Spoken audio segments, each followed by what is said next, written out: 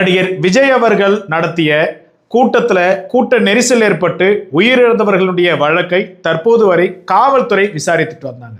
காவல்துறை விசாரிக்க வேண்டாம், இந்த வழக்கை சிபிஐ விசாரிக்க வேண்டும்னு சொல்லிட்டு உச்சநீதிமன்றத்தில் தாவேகாவினுடைய நிர்வாகிகள் எல்லாமே ஒன்றிணைந்து ஒரு வழக்கு தாக்கல் செய்தாங்க.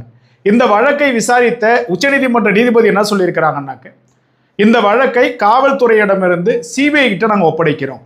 சிபிஐ கிட்ட ஒப்படைக்கிறது மட்டும் கிடையாது, சிபிஐயை கண்காணிக்க அவர்கள் என்னென்ன விசாரணை மேற்கொள்கிறார்கள், எவ்வாறு மேற்கொள்கிறார்கள் என்பதை ஆராய்ந்து கவனிக்க ஒரு குழு அமைக்கிறோம். அந்த குழுவில் உச்சநீதிமன்றத்தினுடைய ஓய்வு பெற்ற நீதிபதி ஒருவர், 2 IPS அதிகாரிகள் இடம்பெறுவார்கள்.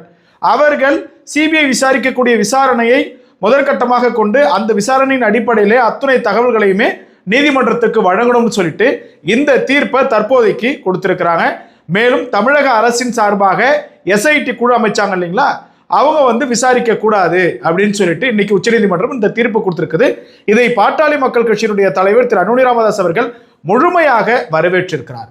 காரணம் என்ன அப்படின்னாக்க, அரசியல் காரணங்களுக்காக, அரசியல் சூழ்ச்சிக்காக ஒரு இயக்கத்தை முற்றிலுமாக ஒடுக்க வேண்டும் என்பதற்காக இங்க இருக்கக்கூடிய அரசியல் கட்சிகள், குறிப்பாக ஆளும் கட்சி என்ன விதமான செயல்பாடுகளை முன்னெடுக்கலாம், அதுக்கு தமிழகத்தில் இருக்கக்கூடிய காவல்துறை உறுதுணையாக கூட இருந்துவிடக் கூடாது என்பதற்காக இந்த வழக்கு சிபிஐக்கு மாற்றணும்ன்றதுல விஜய் அவர்களுடைய இயக்கம் உன்னிப்பா இருந்தாங்க. நாங்களுமே அதை முழுமையாக ஆதரிக்கிறோம்.